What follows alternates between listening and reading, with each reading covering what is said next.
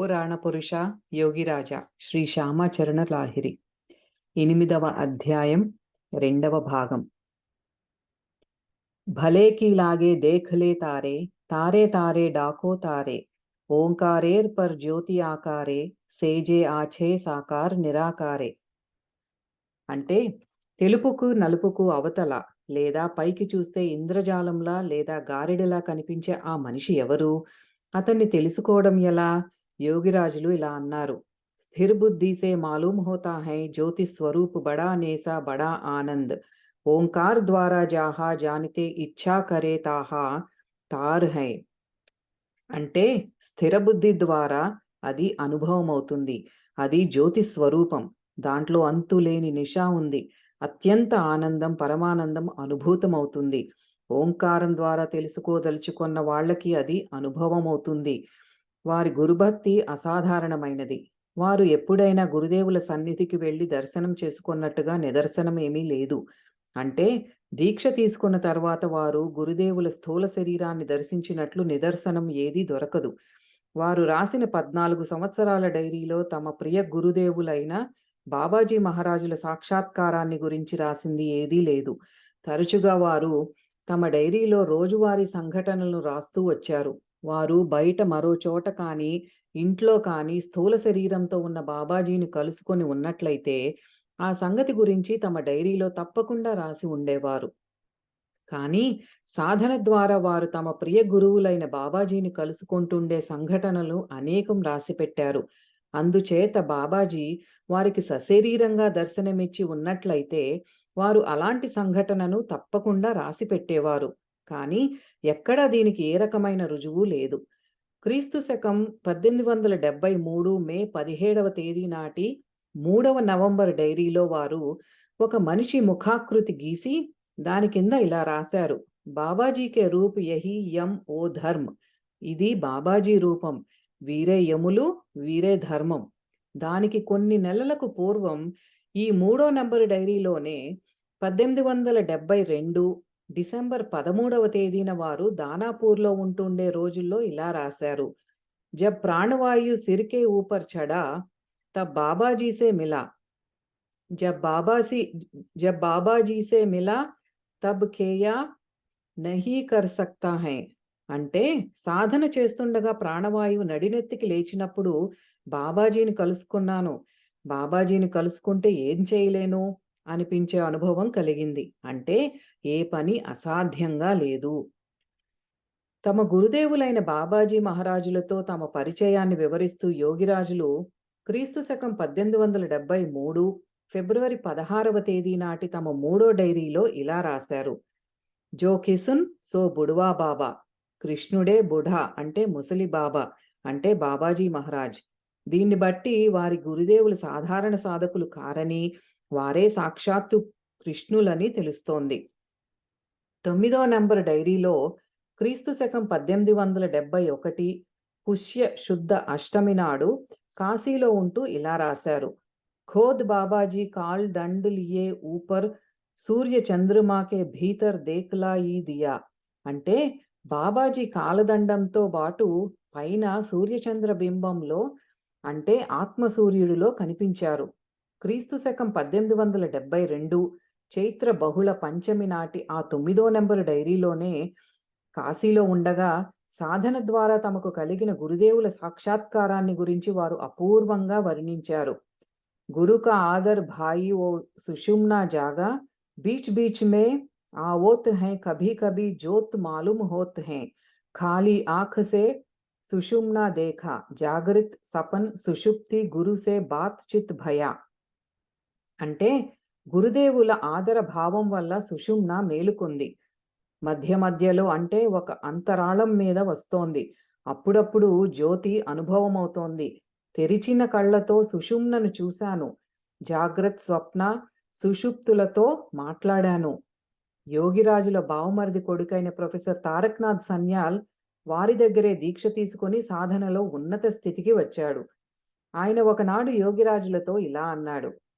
మీరొకసారి గురుదేవ మహాయోగులైన బాబాజీ మహారాజులను తీసుకురండి. వారిని చూడాలని కోరుతున్నాం మేము. దానికి సమాధానంగా యోగిరాజులు బాబాజీని అడిగి చెప్తాను అన్నారు.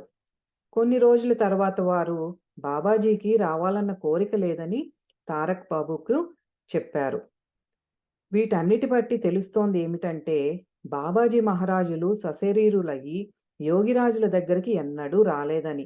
యోగిరాజులు దీక్షలిచ్చినప్పుడు సమకూడిన డబ్బు తీసుకురావడానికి తమ బృందంలోని సాధు సన్యాసులు ఒకరిని అప్పుడప్పుడు పంపిస్తుండేవారు. ఈ కారణంగా బాబాజీ స్థూల శరీరాన్ని ధరించి యోగిరాజుల దగ్గరికి వస్తుండేవారని లోకులకు ఒక భ్రమ ఉండుంది. కానీ బాబాజీ కృష్ణుడు వంటి విశిష్ట అవతార పురుషులన్న సంగతి యోగిరాజులు రాసిన డైరీల వల్ల రుజువవుతోంది. అలాంటి మహాయోగులకు సందేహం కలగవలసిన అవసరం పడదు. శ్యామాచరణులకు దీక్ష ఇచ్చే సమయంలో వారు ప్రత్యేకంగా అవసరమైనప్పుడు తాము స్వయంగా వచ్చి వారికి ఆధ్యాత్మిక భూమి మీద దర్శనమిస్తామని చెప్పారు. అందువల్ల వారు శ్యామాచరణులకు సాధన ద్వారా చాలా మాటలు దర్శనమిచ్చి కృతార్థుల్ని చేశారు. ఇదే నిజము, సరైనది అనిపిస్తోంది.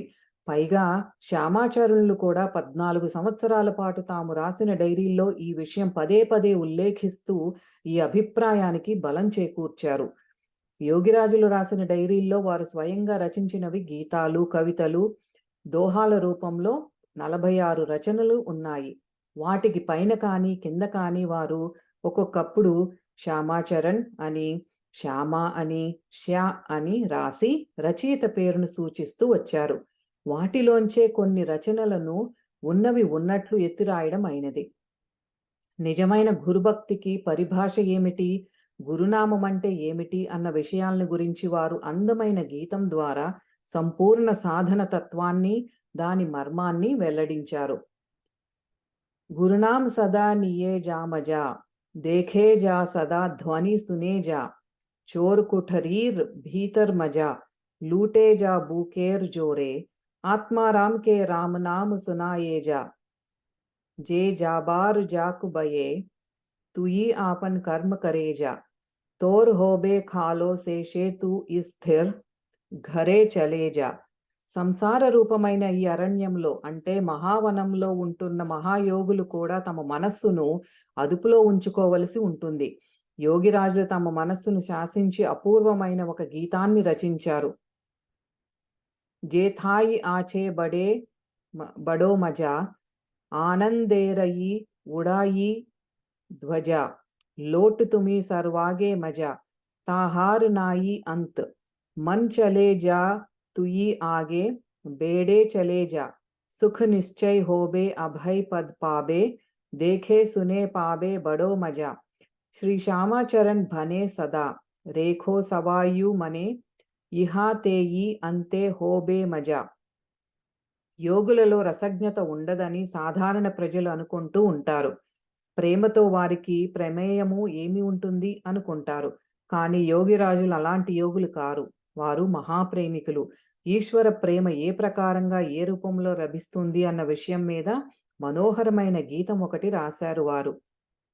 ప్రేమేర్ ఘర్ కోథాయి బల్ దికిన్, ప్రేమకి ఏమని మేలే, मेहनत कर खिच्छु दिन, हाथे हाथे चांद पावे, मिलन होबे जे दिन, दीन भावे देखो सदा, आनंदे रात दिन. आनंदेर ना इको सीमा, ताका ओ येमन मीन, काला चांदेर प्रेमे पड़े, होबे नाको क्षीण, केनो बेडाओ ये दिक ओ दिक, ओरे बुद्धिहीन. కాశీ ఏది, కాశీ ఎక్కడుంది, విశ్వనాథుడని ఎవరినంటారు? వీటికి సంబంధించి వారు రాసిన గీతాలు 2 ఉన్నాయి. వారు ఆధ్యాత్మిక అర్థాన్ని ఎంత అందంగా పొందుపరుస్తారో వీటి వల్ల తెలుస్తుంది. సాధేర్ ప్రేమేశ్వరి దీప్యమాన్ హరి, ఆసేన్ జాన్ ఖుషి యఖన్ దేఖాన్ చమత్కారి, హరి బినా నయికో గతి బ్రజేశ్వరి, జగత్ మై देखी आमी व्यापक हरि, हरि जानेन कतो रंग भवेर कांडारी, हरिर ऊपर हर आछेन त्रिपुरारी, धन्य त्रिपुरारी काशीर स्थिति त्रिशूलोपरि, जे खाने सब किछु नाई दिवा शर्बरी. ఇంకా మేరో మన్ ఆనంద్ కానన్ కాశీ, जहाँ विराजय सदा आनंद शशि, अधः ऊर्ध्व भिच स्थिर घर हाय, జహా ఖడ్ విశ్వనాథ్ అవినాశి. యోగిరాజులు అనేక మాటలు కబీరు రచించిన అనేక దోహాలను అంటే పద్యాలను ఉదాహరిస్తూ భక్తులకు తత్వబోధ చేస్తుండేవారు. కబీర్ సాధనలోనూ యోగిరాజుల సాధనలోనూ తరచుగా పోలిక కనిపిస్తూ ఉంటుంది. ఈ కారణం వల్లే ఆ కాలంలో కబీరే ఉత్తమ బ్రాహ్మణ కులంలో జన్మించి శ్యామాచరణుల రూపంలో అవతరించాడని జనశ్రుతి. ఈ విషయంలో యథేష్టగా వాస్తవమైన రుజువేది దొరక్కపోయినప్పటికీ వారు డైరీలో స్వయంగా ఒక చోట ఇలా రాసుకున్నారు: జో కబీరా సోయి సూర్య సోయి బ్రహ్మ సోయి హం. అంటే కబీరైన వాడే ఆత్మసూర్యుడు, ఆయనే బ్రహ్మ, ఆయనే నేను. ఇంకా రాశారు: జో కబీరా సూర్య కా రూప్ సోయి అవినాశి బ్రహ్మ సోయి హం. అంటే ఆత్మసూర్య రూపుడైన కబీరే అవినాశుడైన బ్రహ్మ, ఆయనే నేను. మరో చోట ఇలా రాశారు: కాయా కే బీర్ కబీర్ యానే శ్వాస. కాయ అంటే కాయం, దేహం. ఈ దేహం ప్రధాన శక్తే శ్వాస, ఆ శ్వాస రూపశక్తే కబీరు. ఇంకో చోట రాసింది: సత్యయుగ్ మే కబీర్ సాహెబ్ కా నామ్, సత్య సుకృత్ త్రేతామే మునీంద్ర, ద్వాపరమే కరుణామయ, కలియుగమే కబీర్. అందువల్ల వారు రాసిన ఈ మాటలన్నిటి వల్ల కబీరే శ్యామాచరణులు అన్న జనశ్రుతి నిజమేనని రుజువవుతుంది. అయినప్పటికీ అనంతర కాలంలో చాలా మంది కబీర్ శబ్దాన్ని జీవాత్మ అన్న అర్థంలో ప్రయోగించారు. యోగిరాజులకు తమ పూర్వజన్మలన్నిటికీ సంఘటనల గురించి తెలుసు. దీన్ని రూఢీ చెయ్యడానికి వారి డైరీలో మరో రుజువు కూడా దొరుకుతుంది. ఒక చోట వారు ఇలా రాశారు: మేరీ పత్ని పూర్వ జన్మ మే బెహన్ థీ, ఉస్కే భీతర్ స్వయం కో ప్యార్ కరో. నా భార్య పూర్వజన్మలో నా సోదరి, ఆమెలో ఉన్న నిన్ను అంటే ఆత్మను ప్రేమించు. యోగిరాజులు ప్రతిరోజు మాదిరిగానే ఆ రోజు కూడా తమ గదిలో ధ్యానమగ్నులై కూర్చొని ఉన్నారు. వారు సాధారణంగా ప్రొద్దుటి వేళ ఎవరిని కలవరు. కానీ ఆ రోజున ఒక భక్తుడు చాలా అవసరమైన పని మీద వారిని కలుసుకోవడానికి వచ్చాడు. ధ్యానమగ్నావస్థలో ఉన్న యోగిరాజులను గుమ్మం దగ్గర నుంచే చూసి నమస్కారం చేసి దగ్గరలో ఉన్న దశాశ్వమేధం బజారులో ఏదో కొనుక్కుందామని వెళ్ళిపోయాడు. బజారు పని చేసుకుంటూ ఆ భక్తుడు ఒకవైపు చూసేసరికి కొద్ది దూరంలో తన గురుదేవులు యోగిరాజులు కూడా బజారు పని చేసుకుంటూ కనిపించారు. బహుశా ఇది తన భ్రమేమో అనుకున్నాడు ఆ భక్తుడు. పట్టి పట్టి చూశాడు కాదు, భ్రమ ఎంతమాత్రం కాదు. వారు తన ఆరాధ్య గురుదేవులైన శ్యామాచరణ మహాత్ములు. కానీ మనస్సు సహజంగానే ఈ వాస్తవాన్ని అంగీకరించడం లేదు. అందువల్ల అతను తన సందేహాన్ని తీర్చుకోవడానికి గురుదేవుల ఇంటికి వెళ్ళాడు. వెళ్ళి చూస్తే గురుదేవులు అంతకు ముందులాగానే ధ్యానమగ్నులై కూర్చుని ఉన్నారు.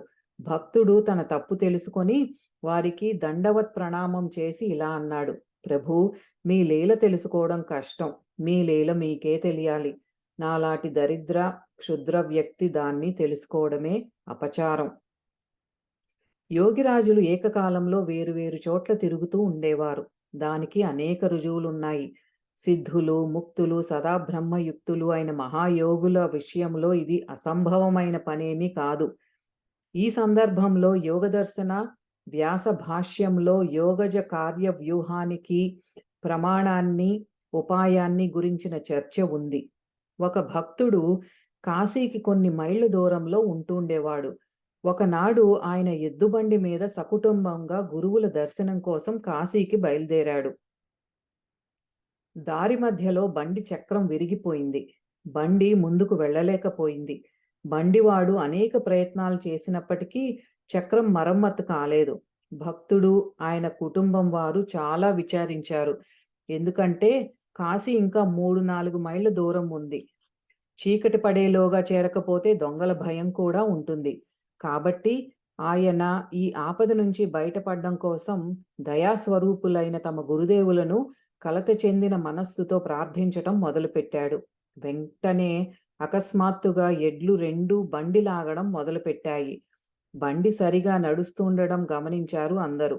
అనుకోని ఈ సంఘటనను అందరికీ ఆశ్చర్యం కలిగించింది. కానీ ఆ విషయం అంతగా పట్టించుకోకుండా అందరూ సాయంకాలానికి యోగిరాజుల ఇంటి దగ్గరికి వచ్చి చేరారు. తరువాత గురుదేవుల ఇంట్లోకి ప్రవేశించారు. వారికి నమస్కారం చేసి ఒకవైపు కూర్చొని దారిలో కలిగిన ఆటంకాలను గురించి గురువుగారి దగ్గర పదే పదే ప్రస్తావించడం మొదలుపెట్టారు. ప్రతి మాటు గురుదేవులు అంటూ వచ్చారు. గురుదేవుల మనస్సు బహుశా ఇక్కడ లేకపోవడం వల్ల తన మాట సరిగా వినడం లేదేమోనని అనుకొని దారిలో ఏర్పడ్డ భయానక స్థితిని గురించి మళ్ళీ చెప్పడం మొదలుపెట్టారు. అప్పుడు యోగిరాజులు, చూడ్డం లేదు, ఒళ్ళంతా చెమటలు కారుతూ ఉన్నానుగా, కాస్త గాలి తగలనీయండి, మీ బండిని నెట్టుకుంటూ ఎవరు తీసుకొచ్చారు? ఆపదలో చిక్కుకున్న భక్తుడి మీద గురుదేవులు చూపించిన అంతులేని కరుణను గురించి తలుచుకున్నప్పుడు ఆ భక్తుడి కళ్ళ వెంట అశ్రువులు రాలాయి. అక్కడ కూర్చున్న ఇతర భక్తులు విస్మయం చెందారు. కష్టాల్లో ఉన్న భక్తులకు కష్టాలు తొలగించడానికి వారు అనేక రకాలుగా పనిచేస్తుండేవారు. బ్రహ్మజ్ఞానులు, పతిత పావనులు అయిన మహాయోగులకు అసాధ్యమన్నది ఏదీ లేదు. ఇది సత్యం. కానీ వారు ప్రతిసారి తమ అలౌకిక విభూతిని చూపించడానికి ఇష్టపడేవారు కారు. కానీ అవసరాన్ని బట్టి, అంటే దీనులు, దుఃఖితులు, ఆర్త శరణాగత శిష్యులు వ్యగ్రంగా ప్రార్థన చేసినప్పుడు ఈశ్వర ప్రేరేపితులైన మహాపురుషులు దుఃఖంలో కాతరులయ్యి వాళ్ళ దుఃఖాల్ని, కష్టాల్ని తొలగించడానికి ప్రయత్నిస్తుంటారు. యోగిరాజులు ఇలా చేయడం అనేక మాటలు గోచరించింది. మరో రోజు ముచ్చట. ప్రకృతిని జయించిన యోగిరాజులు గృహస్థాశ్రమంలో ఉంటూ కూడా ఇంటి విషయాల పట్ల, దేహబోధ పట్ల ఎప్పుడూ నిర్లిప్తంగా ఉంటుండేవారు.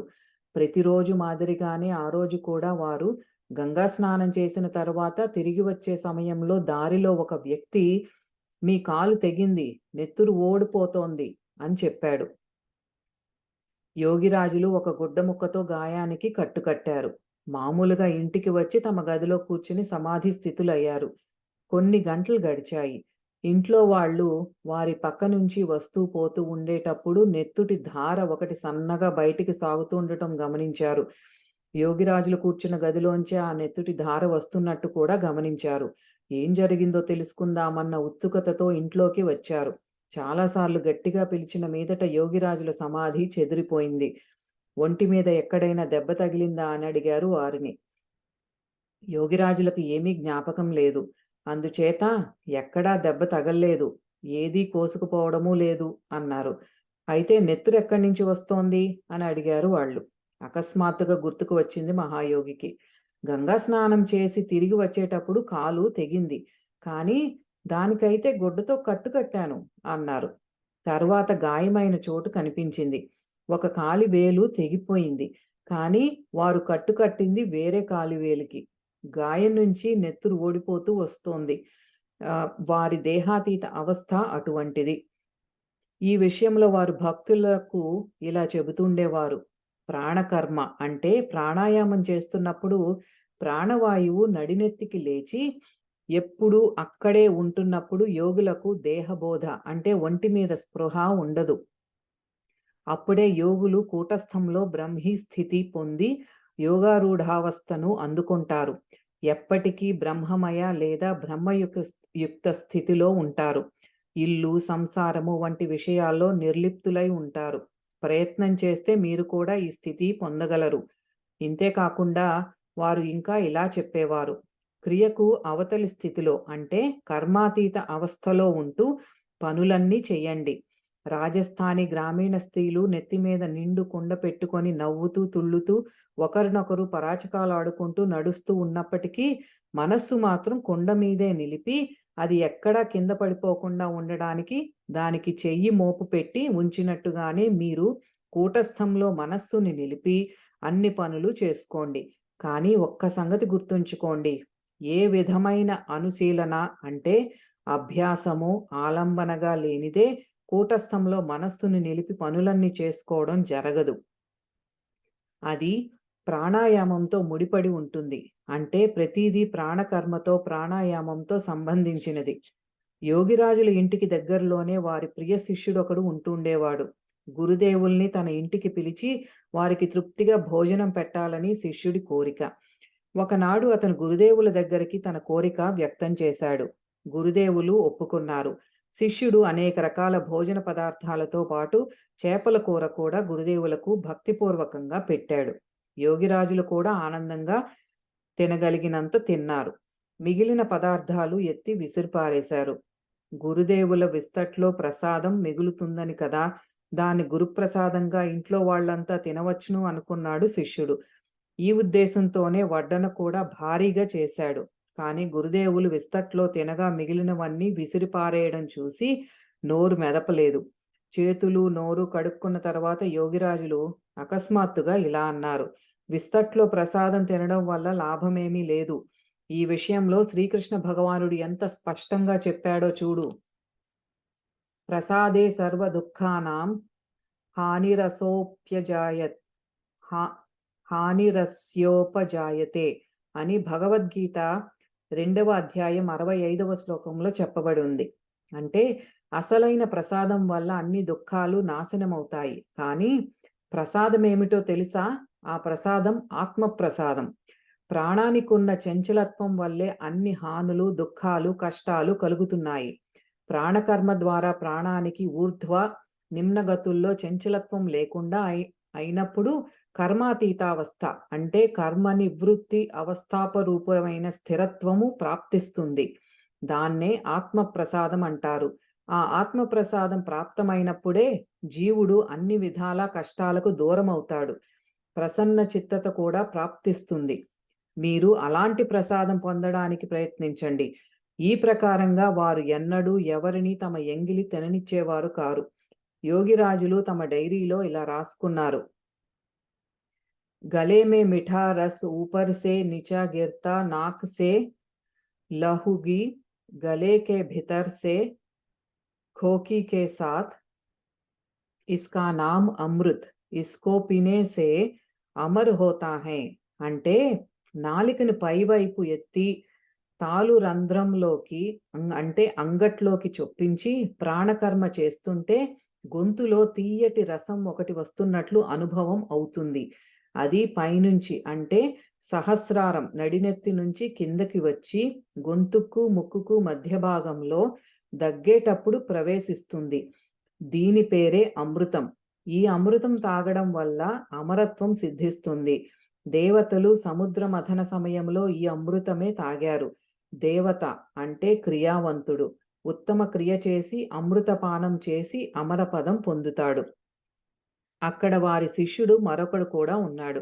గురుదేవుల్ని ఒకనాడు మధ్యాహ్న భోజనానికి తన ఇంటికి కూడా పిలవాలని అతని కోరిక. గురుదేవులు ఒప్పుకున్న తర్వాత చేపలు మొదలైన నానా రకాల భోజన పదార్థాలు వండించి భక్తిపూర్వకంగా వారికి వడ్డన చేసి పక్కన కూర్చొని విసనకర్రతో విసరడం ప్రారంభించాడు. గురుదేవుల్ని ప్రసన్నుల్ని చేసుకోవడానికి, బాబా ఇలిష్ చేపల పులుసు తినండి, రోహు చేపల గుండె తినండి అంటూ చెప్పడం మొదలుపెట్టాడు. 3-4 సార్లు ఇలా చెప్పేసరికి యోగిరాజులు విస్తరి దగ్గర నుంచి చటుక్కున లేచిపోయారు. ఏదో అపరాధం జరిగి ఉంటుందని అనుకుంటూ అతను, బాబా అన్నమంతా వదిలేశారు అన్నాడు. దానికి యోగిరాజులు, నేను చేపలు తింటానా? నాకు చేపలు ఎందుకు వడ్డించావు అని అడిగారు. శిష్యుడు చేతులు జోడించి భయపడుతూ ఇలా అన్నాడు: బాబా, ఆ రోజున అతని ఇంటి దగ్గర మీరు చేపలు తింటూ ఉండడం చూశాను. అందువల్ల సాహసించి చేపలు వడ్డించాను. యోగిరాజులు ఆశ్చర్యపడి, నేను చేపలెప్పుడు తిన్నాను? నేను నిరామిష భోజిని అంటే శాకాహారిని. వారు ఈ విధంగానే నిర్లిప్తంగా ఉంటుండేవారని ఈ సంఘటనలన్నిటిని వల్ల రుజువవుతుంది. ఈ సందర్భంలో శ్రీకృష్ణ భగవానుడు ఇలా చెప్పాడు: నైవ కించిత్ కరోమీతి యుక్తో మన్యే తత్వవిత్, పశ్యన్ శృణ్వన్ శృశన్ జిఘ్రునశ్నన్ గచ్చన్ స్వపన్ శ్వసన్, ప్రలపన్ విసృజన్ గృహ్ణనుష్మిన్ నిమ్మిషన్నపి, ఇంద్రియాణీంద్రియార్థేషు వర్తంత ఇతి ధారయన్, బ్రహ్మాణ్యాధాయ కర్మాణి సంగం త్యక్త్వా కరోతి యః లిప్యతే నస పాపేన పద్మపత్రమివాంభస అని భగవద్గీత 5వ అధ్యాయము 8 నుండి 10వ శ్లోకాల్లో ఇలా చెప్పబడి ఉంది.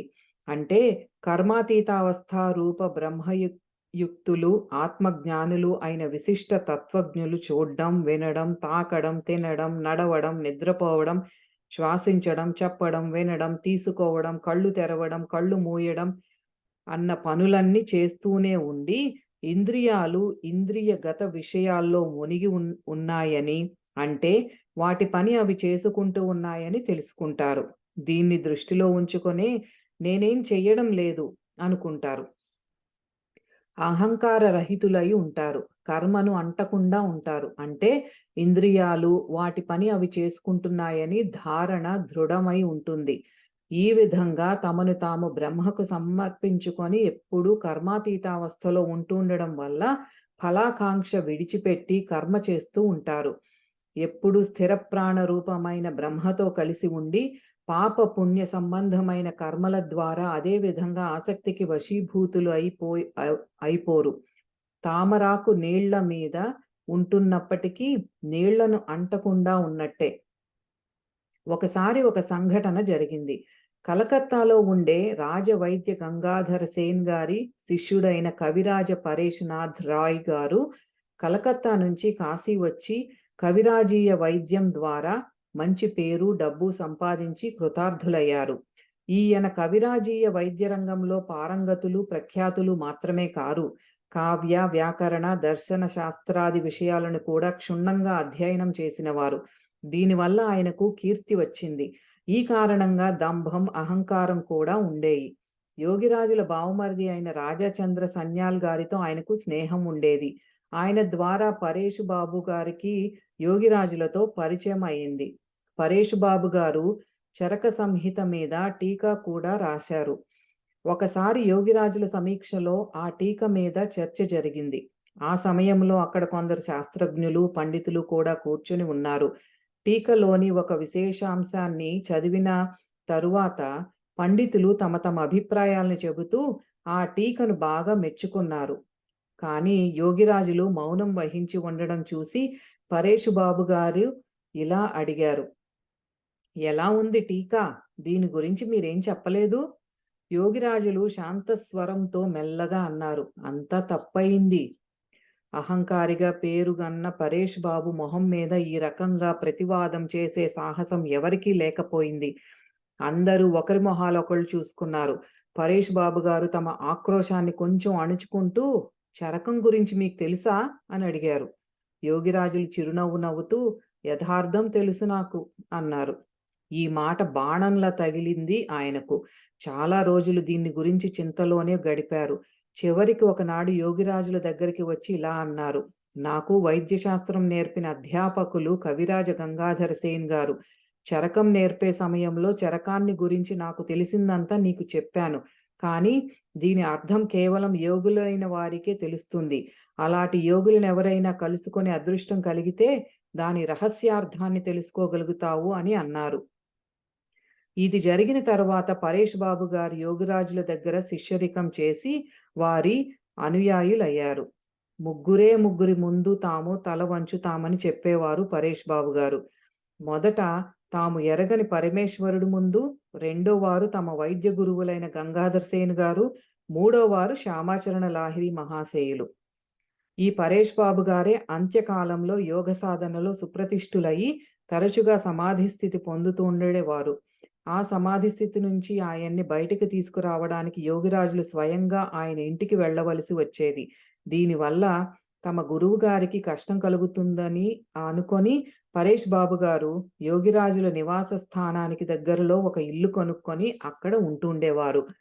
పరేష్ బాబు గారు దేహాన్ని విడిచిపెట్టే ముందు తమ స్థిరాస్తిలో ఎక్కువ పాలు గురుపుత్రులైన తిన్కోడి లాహిరి మహాశయుల పేర దాన పత్ర రూపములో స్వేచ్ఛాపూర్వకంగా రాసి ఇచ్చారు. యోగిరాజుల భక్తురాళ్లలో ఒక ఆమె కూడా ఒకనాడు యోగిరాజులను ఒక ఫోటో ఇమ్మని అడిగింది. యోగిరాజులు ఫోటో ఇస్తూ ఇలా అన్నారు, దీన్ని ఫోటో అనుకుంటే కేవలం ఒక ఫోటోనే, కానీ రక్షా కవచం అనుకుంటే రక్షా కవచం అవుతుంది. కొన్నాళ్ల తర్వాత ఒకనాడు ఆ శిష్యురాలు మరొక శిష్యురాలతో కలిసి బల్ల మీద భగవద్గీత పెట్టుకుని చదువుతోంది. ఎదురుగా గోడ మీద యోగిరాజుల ఫోటో వేలాడుతోంది. ఆ సమయంలో ప్రచండమైన ఉరుము ఉరిమింది. కుండపోతగా వాన మొదలైంది. గాలి దుమారము, వర్షము ఒకే సమయంలో వచ్చాయి. ఆడవాళ్ళిద్దరూ భయపడిపోయి ఫోటోకి ఎదురుగా చేతులు జోడించి ప్రార్థన చేశారు. ఠాకూర్ అంటే ప్రభూ, ఈ ఆపద నుంచి కాపాడండి. హఠాత్తుగా దగ్గరగా పిడుగు పడింది. దాని వేడికి తాము కాలిపోతున్నామనిపించింది. కానీ ఆ తరువాత ఆ మహిళలు చెప్పింది ఏమిటంటే, ఆ సమయంలో ఎవరో తమ చుట్టూ మంచు గోడ లాంటిది పెట్టినట్లయిందట. ఈ విధంగా యోగిరాజులు శరణాపన్నులైన భక్తులను ఎప్పుడూ రక్షిస్తుండేవారు. యోగిరాజుల ప్రియ శిష్యుల్లో మరొకరు పంచానన భట్టాచార్యులు అప్పుడప్పుడు కాశీ వచ్చి యోగిరాజుల ఇంట్లోనే ఉంటుండేవారు. ఆ రోజుల్లో ఆయన యోగక్రియలో అందుకొన్న స్థితి ఎంతటిదంటే మనిషిని పరీక్షించగలిగే సామర్థ్యం అలవడింది. ఒకనాడు గంగా స్నానం అయిన తర్వాత ఆయన గురుదేవుల ఇంటికి తిరిగి వస్తున్నారు. వస్తూ వస్తూ ఉచ్చస్థితినందుకొన్న ఉత్తమ సాధకులొకరు తమకు కొంచెం ముందుగా నడిచి వెళ్తున్నట్టు గమనించారు. వారితో పరిచయం చేసుకోవాలన్న ఉద్దేశంతో గబగబా నడవటం మొదలుపెట్టారు. కానీ ఆ వ్యక్తి వెనక్కి తిరిగి చూడకుండానే అలాగే వేగంగా నడుస్తూ వెళ్ళిపోతున్నారు. వారిని అందుకోవడం కోసం భట్టాచార్య మహోదయులు పరుగెత్తుదామని అనుకుంటూ ఉండగా ఆ వ్యక్తి అదృశ్యమయ్యాడు. ఆయన మనస్సులో అనుతాప భావం కలిగింది. తమ గురువులు ఉండగా ఇంకో మహాత్ముడి వెంట పరిగెత్తడం అపరాధమైంది. నేను దోషిని అనుకున్నారు. ఇలాగే ఆలోచించుకుంటూ యోగిరాజుల సన్నిధికి రాగానే యోగిరాజులు చిరునవ్వు నవ్వుతూ, మీరు పట్టుకోలేకపోయారా అని అడిగారు. భట్టాచార్యులు శాంతపడి, ఇప్పుడు నేను చూడక్కర్లేదండి అన్నారు. యోగిరాజులు చిరునవ్వు నవ్వుతూ ఇలా అన్నారు, ఆయన మీ ముసల్మాన్ గురుభాయిల్లో అంటే తోటి శిష్యుల్లో ఒకరు. ఆయనకి ఎవరిని కలుసుకోవాలని ఉండదు. వెనకాల హిందువుల్లో ఎవరికి అసంతుష్టి కలగకూడదని. ఒక ముసలి బ్రాహ్మడు కార్యరంగం గురించి బయటపడ్డ తర్వాత కాశీ వచ్చి ఉంటున్నాడు. ఆయన ఎక్కువ కాలం పూజా పఠనాలతో గడుపుతూ ఉండేవారు. ప్రతిరోజు మాదిరిగానే ఆ రోజు కూడా ఆయన గంగా స్నానమైన తరువాత యోగిరాజుల దగ్గరికి వచ్చి యోగ దీక్ష కోసం చేతులు జోడించి ప్రార్థించాడు. మీరిప్పుడు చేస్తున్నదే చెయ్యండి. సమయం వచ్చినప్పుడు మీకు దీక్ష లభిస్తుంది అన్నారు యోగిరాజులు. ముసలాయన విచారంగా వెళ్ళిపోయారు. ఆయన కోరిక నెరవేరలేదు. ఇది జరిగిన కొన్నాళ్ల తర్వాత ఒక ముసలావిడ యోగిరాజుల దగ్గరికి వచ్చి నమస్కరించి క్రియాయోగ దీక్ష ఇమ్మని ప్రార్థించింది. రేపొద్దున స్నానం చేసి రండి అన్నారు యోగిరాజులు. ఆ ముసలాయన వచ్చిన రోజును ఈ రోజున కూడా అక్కడ ఉన్నవాళ్ళు ముసలావిడ వెళ్ళిపోయిన తర్వాత యోగిరాజులను ఇలా అడిగారు. మొదట్లో వచ్చిన ముసలి బ్రాహ్మడు చాలా ధార్మికుడైన వ్యక్తి. కానీ ఆయనకి దీక్ష దొరకలేదు. కానీ ఈవిడకు మీరు దీక్ష ఇస్తామన్నారు. దీనికి కారణమేంటి? యోగిరాజులు శాంతస్వరంతో ఇలా అన్నారు. ఆ బ్రాహ్మడిలో ధర్మభావన జాగృతమై కొద్ది రోజులే అయింది. అందుకే ఇప్పుడు ఆయనకి పూజా పఠనాలు మంచివి. కానీ ఈవిడ పూర్వజన్మలో క్రియాయోగం తీసుకున్నప్పటికీ కూడా దాన్ని ఉపేక్షించారు. ఈ జన్మలో పూర్వకర్మ ఫలాన్ని ముగించుకొని నా దగ్గరికి వచ్చారు. అందువల్ల ఈవిడకు దీక్ష ఇవ్వడం అవసరం. యోగిరాజుల భక్తుల్లో ఒకరు హరినారాయణ ముఖ్యోపాధ్యాయులు కాశీలో తంతి తపాలా శాఖలో పనిచేస్తుండేవారు. ఆయన అంతరంగ మిత్రుడు సహోద్యోగి అయిన కాళీబాబు అందమైన భార్య ఉన్నప్పటికీ చెడు తిరుగుళ్ళు తిరిగేవాడు. దీనివల్ల హరినారాయణ బాబు గారికి చాలా దుఃఖం కలిగింది. మిత్రుణ్ణి చెడుదారి నుంచి మళ్లించడానికి ఆయన ఎంతో చెప్పి చూశాడు. కానీ ఏమీ లాభం కలగలేదు. ఎలాగైనా తన స్నేహితుణ్ణి గురుదేవుల దగ్గరికి తీసుకువెళ్ళగలిగితే అతను చెడుదారి వదులుతాడేమోనని అనిపించింది. ఒకనాడు ఆయన యోగిరాజుల దర్శనం చేసుకువద్దాం పదా అన్నాడు స్నేహితుడితో. అతను రావడానికి ఎలాగో ఒప్పుకున్నాడు. అయినా యోగిరాజుల గురించి అసందర్భం మాటలు ఏవో అనడం మొదలుపెట్టాడు. హరినారాయణ బాబు గారు తమ మిత్రుడి శ్రేయోభిలాషి. ఒక్కసారి కనుక అతన్ని గురువుగారి దగ్గరికి తీసుకువెళితే అతను తప్పకుండా చెడుదారి వదులుతాడని ఆయనకి నమ్మకం. అందువల్ల ఆయన గురువుగారి విషయంలో అసందర్భం మాటలు విన్నప్పటికీ కూడా ధైర్యం కోల్పోకుండా అతన్ని గురుదేవుల దగ్గరికి తీసుకువెళ్ళడానికి ప్రయత్నించారు. ఇలా కొన్నాళ్లు ప్రయత్నించగా ఆయన మిత్రుడు చివరికి ఒప్పుకున్నాడు. ఇద్దరూ కలిసి ఒకనాడు సాయంకాలం యోగిరాజుల సన్నిధికి వచ్చారు. ఆ సమయంలో యోగిరాజులు భక్త పరివేష్టితులై ఉన్నారు. ఉపదేశం చేస్తున్నారు. ఇద్దరు మిత్రులు వచ్చి యోగిరాజులకు నమస్కరించారు. ఒక పక్కన కూర్చుని ఉపదేశం వింటున్నారు. జ్ఞానభరితమైన అనేక ఉపదేశాలు విన్న తరువాత మిత్రులిద్దరూ ఆ రోజు వెళ్ళిపోయారు. మరునాడు కాళీబాబు తనంతట తాను, "పద, ఈ వేళ కూడా యోగిరాజుల దర్శనం చేసుకువద్దాం" అన్నాడు. హరినారాయణ బాబుగారు ఆనందంగా స్నేహితుడిని తీసుకొని గురుదేవుల దగ్గరికి వచ్చారు. ఈ విధంగా చాలా రోజుల వరకు స్నేహితుడిని తీసుకువెళ్తూనే వచ్చారు. దీని తర్వాత కాళీబాబు చెడుదారిని వెళ్ళడం మానేసి మంచి నడవడి అలవరుచుకోవడం ప్రారంభించాడు. మరికొన్నాళ్లకి యోగిరాజుల దగ్గర దీక్ష తీసుకొని సాధనా పథంలో అడుగుపెట్టాడు. ఈ విధంగా ఎందరో విపథగాములు, తప్పుదారిని నడిచేవాళ్ళు ఆయన సాన్నిధ్యంలోకి వస్తూనే పరివర్తన చెంది సద్వర్తనతో జీవిస్తుంటారు. ఆ హరినారాయణ బాబు గారు ధృపద సంగీతంలో విఖ్యాతులైన గాయకులు.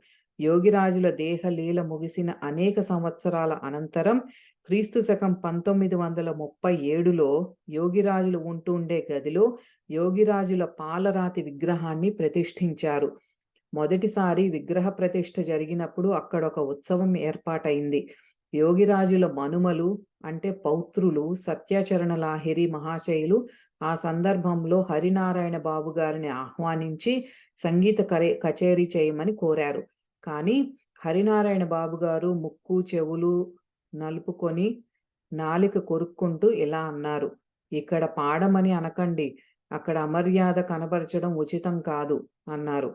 కారణం అడిగినప్పుడు ఆయన ఇలా అన్నారు, "ఒకనాడు నా సంగీత విద్యా గురువులు యోగిరాజుల శిష్యులు శ్రీరాంపూర్ నివాసులు అయిన రామ్దాస్ గోస్వామి మహాశయులతో కలిసి, అంటే మేమిద్దరం యోగిరాజులకు నమస్కరించడానికి వచ్చినప్పుడు వారు, అంటే యోగిరాజులు ఉత్సుకత చూపి స్వర తాళ లయలను గురించి మాతో ముచ్చటించడం మొదలుపెట్టారు. అలా ముచ్చట్లాడుతున్న సందర్భంలో వారు హఠాత్తుగా నోరు మూసుకొని ఏవో నాదస్వర సంబంధమైన ధ్వనులు ఉత్పన్నం చేశారు. అవి ఈనాటికి నా చెవుల్లో మ్రోగుతున్నాయి. ఆ స్వరం ముందు నా స్వరం అర్ధరహితమవుతుంది. ఏ స్వరం, ఏ ధ్వని, ఏ స్థానీయ ప్రయత్నాలతో ఉత్పన్నమవుతాయో ఆనాడు అన్నీ మాకు చూపించారు వారు. ఇందుకే వారి ఎదురుగా పాట వినిపించడానికి సాహసించలేకపోతున్నాను." 8వ అధ్యాయం ఇష్టాగోష్ఠి ఉపదేశాలు సంపూర్ణం.